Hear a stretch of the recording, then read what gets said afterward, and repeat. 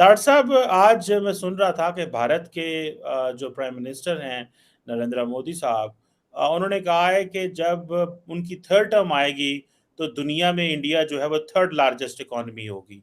और कहा जा रहा है कि मोदी साहब की जो अप्रूवल रेटिंग है वो भी 75% है एज ऑफ अगस्त 1। बाद उसका फायदा सबसे बड़ा जो इंडिया ने ये उठाया है कि यूएई की इन्वेस्टमेंट उठा के कश्मीर में ले आए।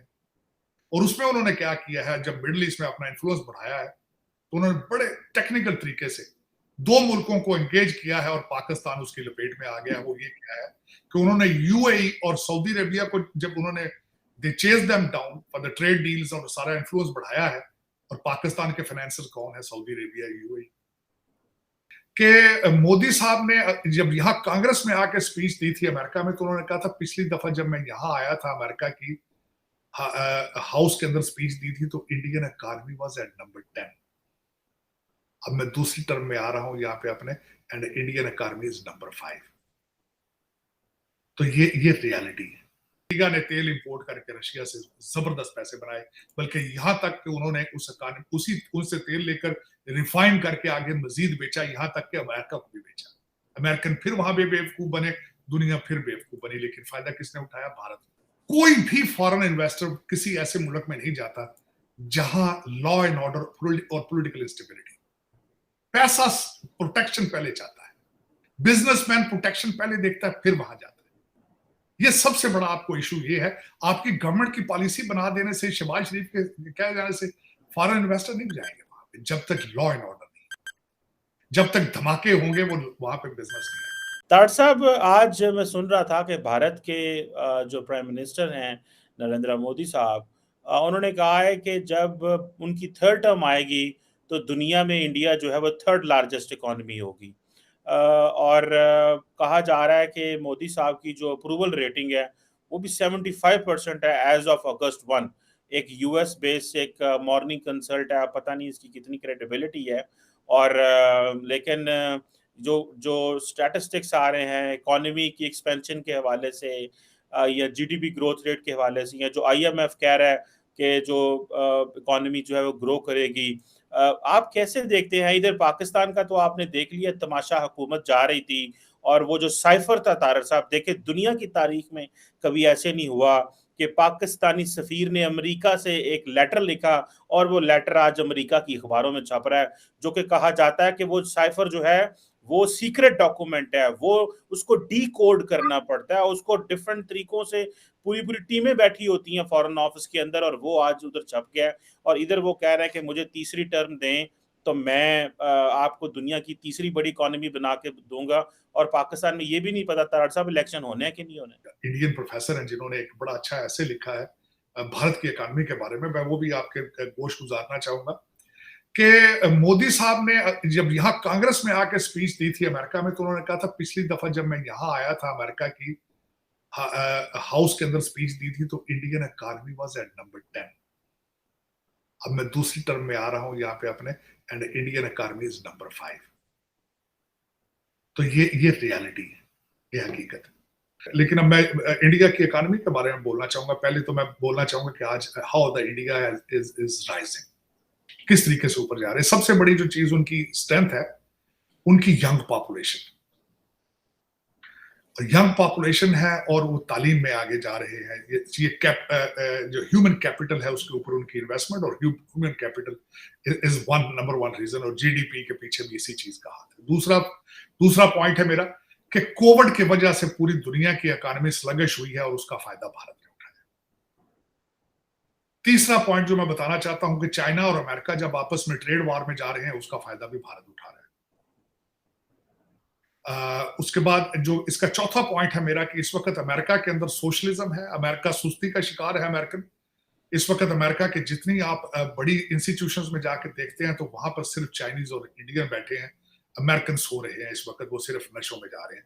सो अमेरिका के अंदर जब जो सोशलिज्म बढ़ता जाएगा, यहाँ पे इंडियन डायस्पोरा उतना स्ट्रांग होता जाएगा, और जब इंडियन डायस्पोरा स्ट्रांग होता है तो इंडिया स्ट्रांग होता है। उसकी वजह उसमें बल्कि एक और चीज, उसमें मेरा पांचवा पॉइंट ये है कि जो नेशनलिज्म, जो मोदी साहब ने नेशनलिज्म दिया है भारत को, उसका असर इंडियन डायस्पोरा पर भी है, और वो इसका भरपूर मुजाहरा भी कर रहे हैं। पांचवी सबसे बड़ी स्ट्रेंथ उनके इंस्टीट्यूट ऑफ इंडियन टेक्नोलॉजी और इंस्टीट्यूट ऑफ मैनेजमेंट, और जिस तरीके से वो खोलते जा रहे हैं, अब उन्होंने दुबई में ब्रांच खोल दी है, this is another strength of उससे आगे जो मैं उसमें अगला पॉइंट जो मैं देना चाहूंगा कि दुनिया के अंदर जो नए ब्लॉक बन रहे हैं, जिस तरीके से रशिया और चाइना मसल फ्लेक्स कर रहा है, वो ब्लॉक बनाने का भी भारत को फायदा हो रहा है। उसकी वजह ये है, आप देखेंगे इस वक्त मिडिल ईस्ट के जो कंट्रीज हैं वो अमेरिकन लॉबी छोड़कर रशिया और चाइना के पीछे जा रहे हैं, और उस नए ब्लॉक के अंदर भारत भी फायदा उठा रहा है। जिस तरीके से देखा आपने, यूएई की 7 स्टेटों ने भारत मोदी साहब को बुलाकर हाईएस्ट सिविलियन अवार्ड दिए, और जो नई ट्रेड डील है जो आपस में कर रहे हैं वो देख लें आप। यूएई के अंदर उनका टारगेट था 100 बिलियन का, 85 बिलियन वो अचीव कर चुके हैं।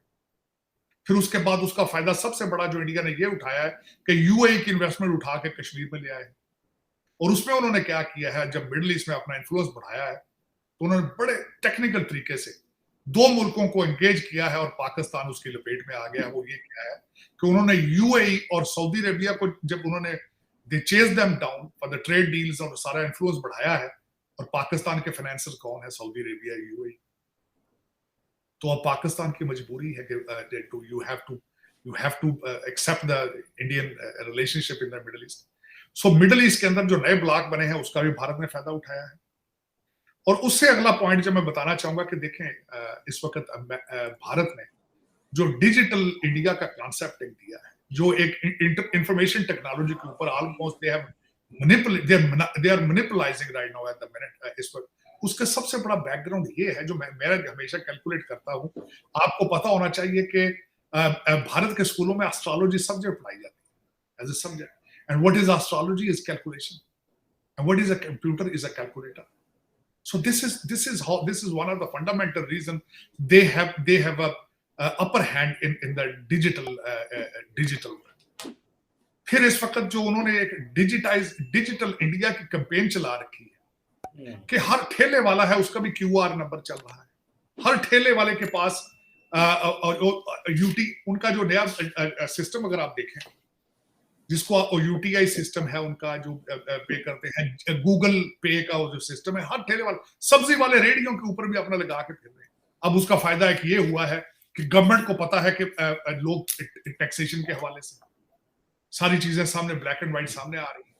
तो originally state has gain all of these things. तो इसको अगर देखा जाए तो ये किया जा सकता है, लेकिन अभी तक हम उस रीजन के अंदर दूसरा कोई मुल्क जो है वो इसकी तरफ तवज्जो नहीं दे रहा। जो आखिरी पॉइंट जिसमें कहूंगा कि स्टेट ने मेक इन इंडिया को बहुत प्रमोट किया है। आपने देखा कि एप्पल वहां जा रहा है, आपने देखा टेस्ला वहां जा रहा है। सोल फंडामेंटल रीजन इस वक्त अगर देखा जाए, जो टेस्ला ने अगले दिन अपने नए विभेव तनेजा साहब को सीएफओ बनाया है, उसकी फंडामेंटल रीजन एक यही है कि they are moving towards India. और जो तनेजा साहब हैं उनकी डिग्री न्यू दिल्ली यूनिवर्सिटी की है, वो पहले सीए बने, फिर उन्होंने आके सीपीए किया, और उनको प्रमोट करने वाले कौन थे, वो उनको प्रमोट किया था प्रीत आहूजा साहब ने, जो पहले सीईओ थे। तो मैं ये समझता हूं कि अब दुनिया का जो उनकी मेक इन इंडिया मूवमेंट थी, जिसके अंदर ना सिर्फ एप्पल जा रहा है, टेस्ला जा रहा है, बल्कि त्यारे बनाएंगे और फिर उन चीजों को बनाकर और जो असला बनाएंगे अफ्रीका में बेचेंगे, ये सारा उनके फायदे। आखिरी पॉइंट में इसमें ये बताना चाहूंगा कि यूक्रेन की वार, ये मेरा आखिरी 10वां पॉइंट है। यूक्रेन की वार जो है उससे भारत ने किस तरह फायदा उठाया है। यूक्रेन की वार ने एक काम किया है कि उन्होंने जो रशिया का एक सप्लाई लेन थी आर्मामेंट्स की अफ्रीका में, वो इंटरप्ट हो चुकी है, और उसका फायदा भारत उठा रहा है। मेक इन इंडिया असला बना के बेचेंगे, और यूक्रेन की जो वार है वो भी।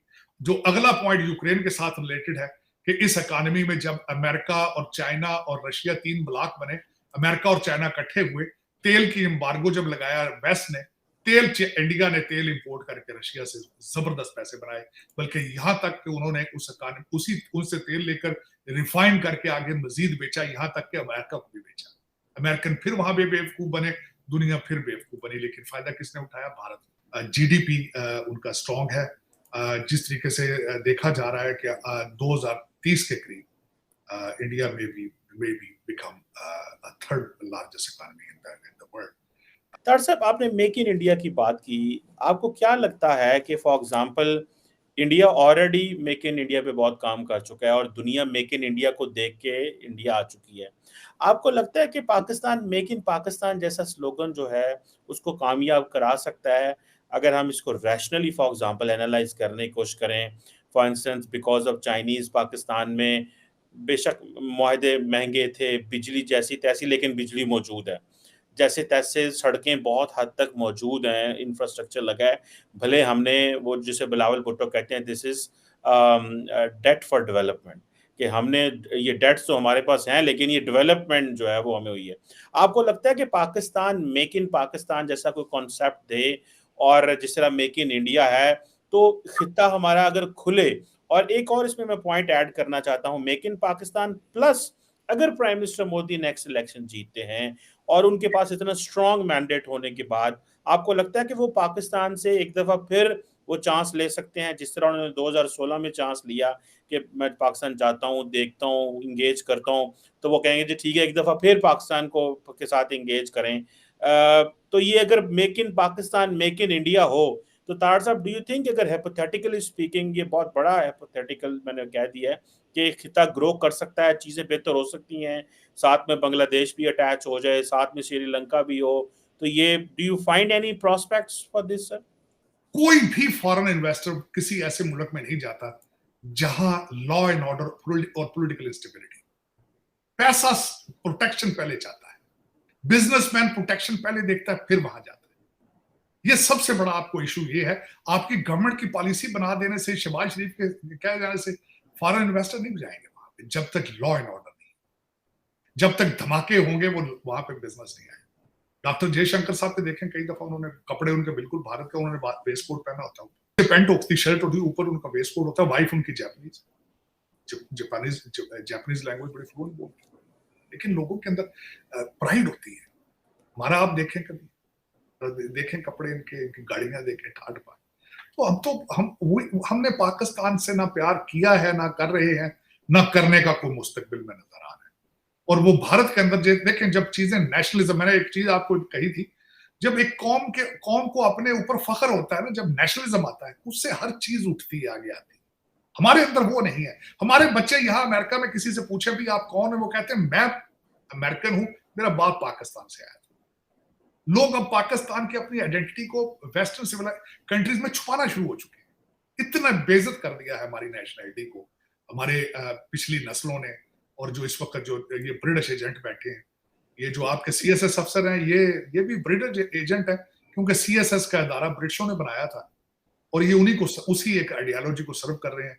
दूसरे ये बड़े बड़े जिम्मेदार हैं, ये तो वैसे ही सारे ब्रिटिश एजेंट थे। आपको मार तो ब्रिटिश एजेंट दे रहे हैं सारे, और पता नहीं उनसे जान कौन छुड़ाएगा।